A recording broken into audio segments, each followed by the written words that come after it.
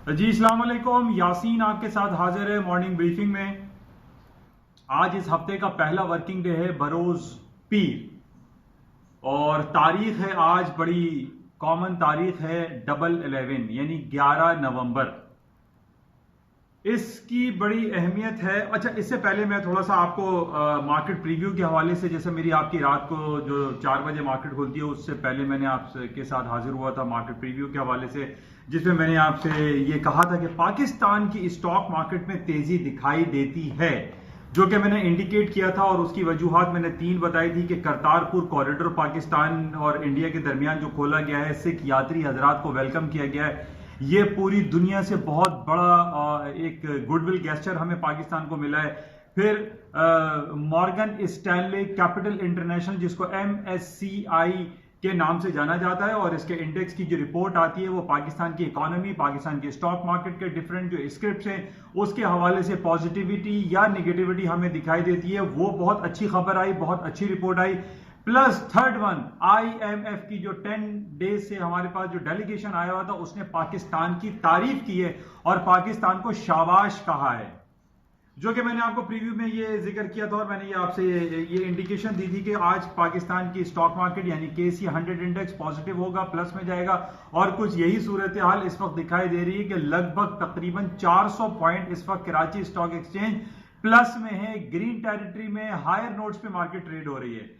क्योंकि देखिए, जैसा कि मैंने जो इंटरनेशनल मार्केट के एक्सपोजर के हवाले से जो मैं आपसे बातें करता रहता हूं और आप लोगों को आगाही फराहम करने की कोशिश करता हूं, उसमें यही मैं बताता हूं कि हमें पूरे माहौल को एक चेक करना पड़ता है, पूरी दुनिया के सेंटिमेंट्स को चेक करना पड़ता है कि पूरी दुनिया में हो क्या रहा है।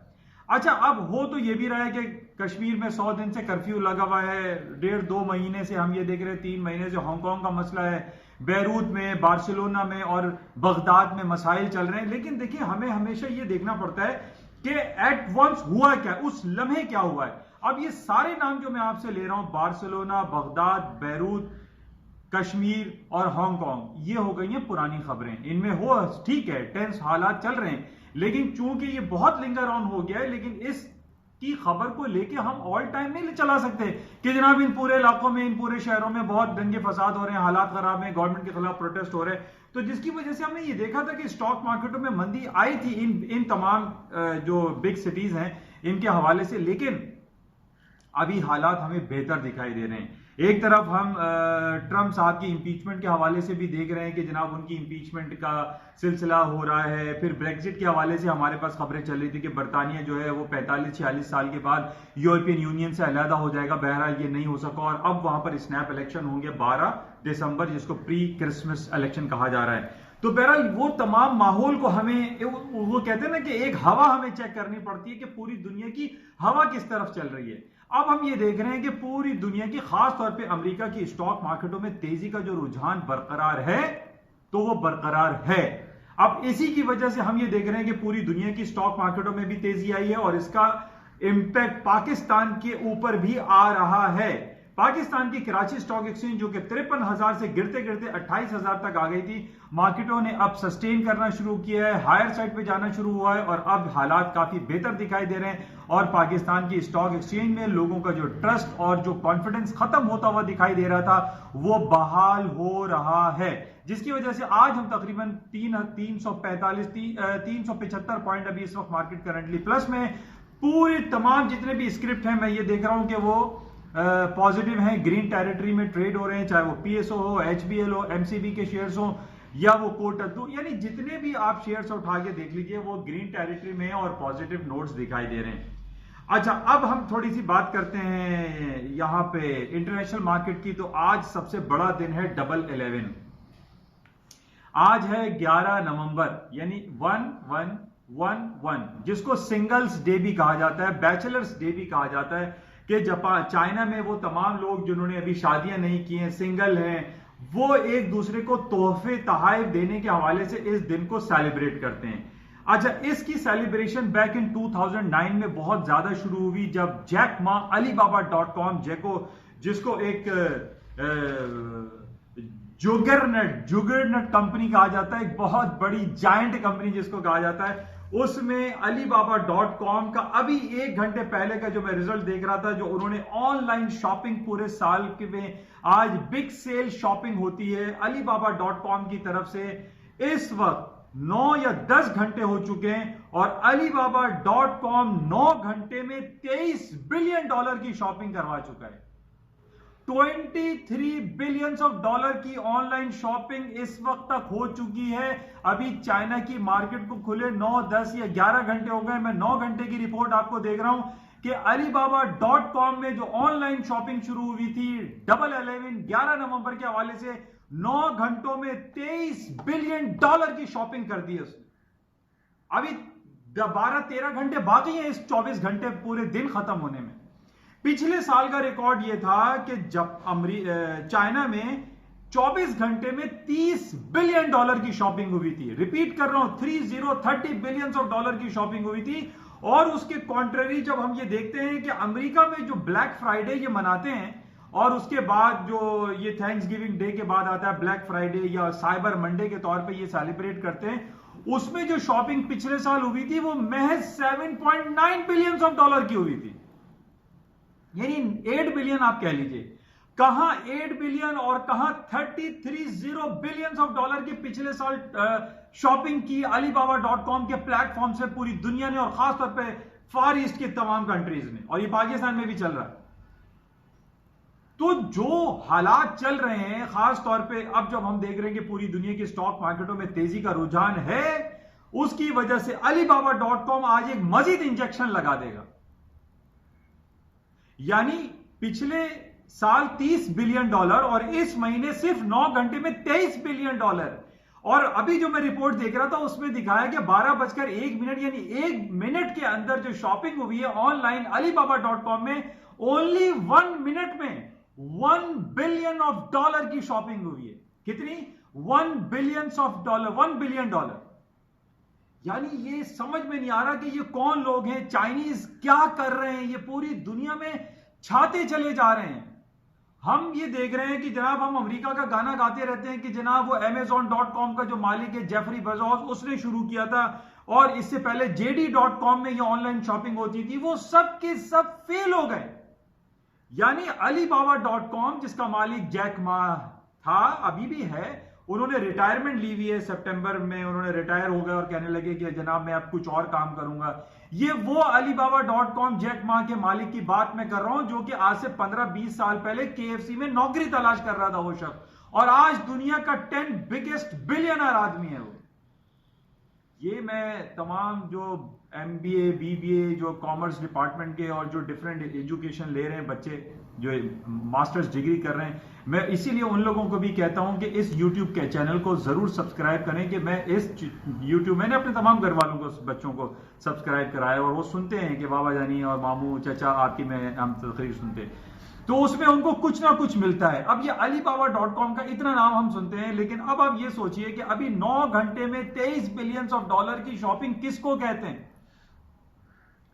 अब बहरहाल आज सूरत हाल कुछ ये है कि आज अमेरिका में छुट्टी है, वहां वेटरन्स डे हॉलीडे है, कनाडा में भी हॉलीडे है, रिमेम्बरेंस डे है, फ्रांस की आज मार्केटें बंद पड़ी हुई हैं, वहाँ आर्मिटाइज डे सेलिब्रेट कर रहे हैं। तो ये नवंबर के महीने में बहुत सारी एक कल्चरल एंड रिलीजियस इवेंट्स आते हैं और उसमें मार्केटें बंद रहती हैं। लेकिन आज सबसे इंपॉर्टेंट हमारे पास जो सिलसिला है वो यही Alibaba.com पे हमें 24 घंटे पे नजर रखनी पड़ेगी।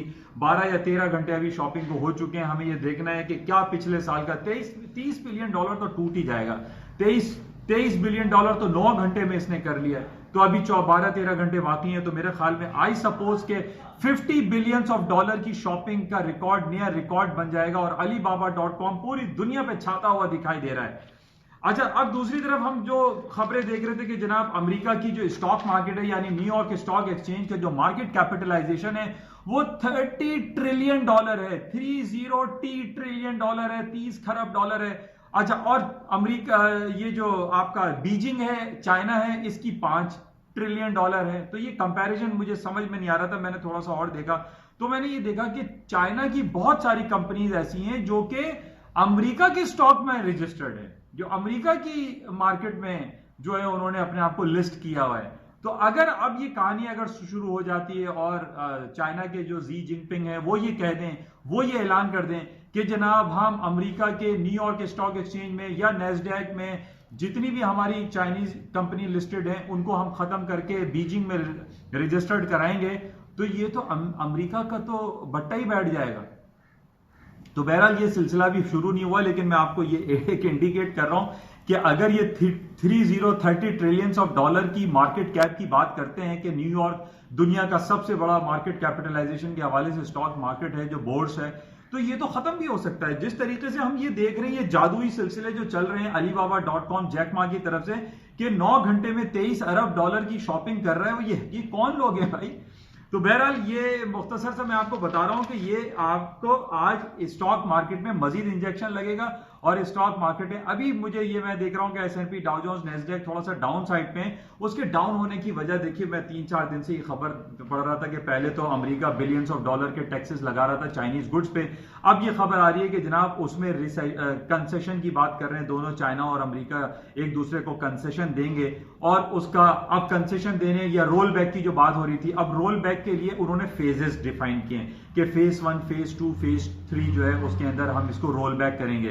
अब ये खबर आ रही है कि जनाब वो रोल बैक नहीं होगा, रोल बैक में टाइम लगेगा, रोल बैक जो है वो चंद महीने के बाद शुरू होगा। तो इस बेस पे आज S&P डाउ जोन्स नेस्डैक और यूरोप की मार्केट है थोड़ा सा स्लाइटली मार्जिनली माइनस साइड पर है, जबकि कराची स्टॉक एक्सचेंज अल्हम्दुलिल्लाह माशाल्लाह 400 पॉइंट तकरीबन प्लस हो गया है, तो ये बड़ी अच्छी बात है। तो अब ये जो अमेरिका की तरफ से ये बात आ रही है कि जनाब वो जो रोल बैक की बात है कि वो रोल बैक अभी नहीं, देखिए ये एक कहानी है सारी। अमेरिका और चाइना एक दूसरे में डुगडुगी इनके हाथ में, वो कभी कहते हैं कि हम टैक्स लगा रहे हैं, कभी कहते हैं कंसेशन करेंगे, कभी कहते हैं रोल बैक करेंगे। रोल बैक होगा तो उसमें फेज 1, फेज 2, फेज 3 के तरफ से वो रोल बैक होगा, फिर वो रोल बैक की कहानी देते हैं कि नहीं जनाब रोल बैक हम अभी नहीं करेंगे, फिर 2 महीने नहीं 6 महीने बाद करेंगे। तो ये कहानियों पे स्टॉक मार्केट है ऊपर नीचे होती रहती हैं, लेकिन ओवरऑल जो सिनेरियो है अमेरिका की स्टॉक मार्केट है तारीख की बुलंद तरीन सतहों पर चलती चली जा रही है। और आज जो जैक मा की कंपनी है Alibaba.com ने जो पिछले तमाम रिकॉर्ड तोड़ता हुआ दिखाई दे रहा है 24 घंटे के बाद, कल इंशाल्लाह आपको मॉर्निंग ब्रीफिंग में मैं दोबारा ये बताऊंगा कि जैक मा की कंपनी अलीबाबा ने क्या पिछले साल का 30 बिलियन ऑफ डॉलर के रिकॉर्ड को ब्रेक किया या नहीं किया, या आपको स्लाइड भी डिफरेंट चैनल्स पर पट्टी भी हो सकता है मिल जाए। बहरहाल इस वक्त सूरत हाल कुछ ये है कि मार्केटें थोड़े से रेंज बाउंड में है, चूंकि अमेरिका, कनाडा, फ्रांस में छुट्टियां चल रही हैं, मार्केट में वॉल्यूम कम रहेगा।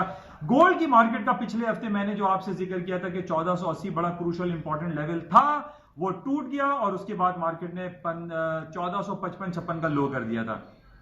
आज थोड़ी सी करेक्शन है, 1465 पे मार्केट चल रही है। मैं फिर आपसे ये कहूंगा कि कल भी मार्केट जो फ्राइडे को बंद हुई थी वो 1480 के काफी नीचे बंद हुई थी, 1462-63 पे बंद हुई थी।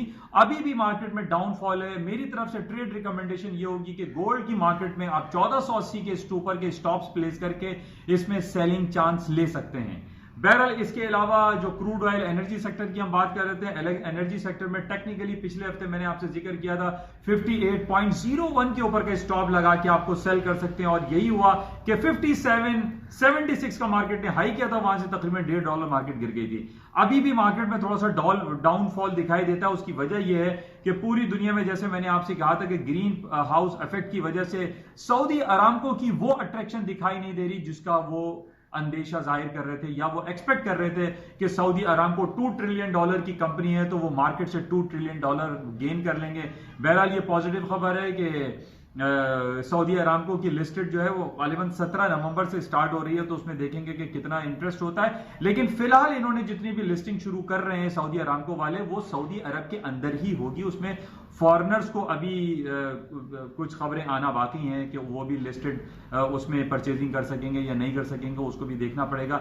लेकिन ओवरऑल सिनेरियो यही है कि पूरी दुनिया की स्टॉक मार्केटों में तेजी है। आज Alibaba.com जो है पूरी दुनिया में छाता हुआ दिखाई दे रहा है और मार्केटें बहुत हायर साइड पे चली जाएंगी, इसको भी हम देखते हैं। और जैसे कि मैंने सुबह आपसे ये कहा था प्रीव्यू में कि कराची स्टॉक आज पॉजिटिव खुलेगा, और वो पॉजिटिव खुला। इंशाल्लाह राब्ते में रहेंगे और मजीद देखेंगे आज सारा दिन क्या खबरें रहती हैं। जाते हुए मैं आपसे फिर ये दोबारा कहूंगा कि इस YouTube चैनल को प्लीज सब्सक्राइब जरूर करें, और इसमें आप अपने कमेंट्स भी दें। जो भी आपके पॉजिटिव या नेगेटिव कमेंट्स होंगे वो मेरे लिए बहुत अहमियत के हामिल होते हैं, ताकि मैं अपनी इस स्पीच को मजीद इंप्रूव कर सकूं। इंशाल्लाह राब्ते में रहेंगे। इंशाल्लाह। Thank you.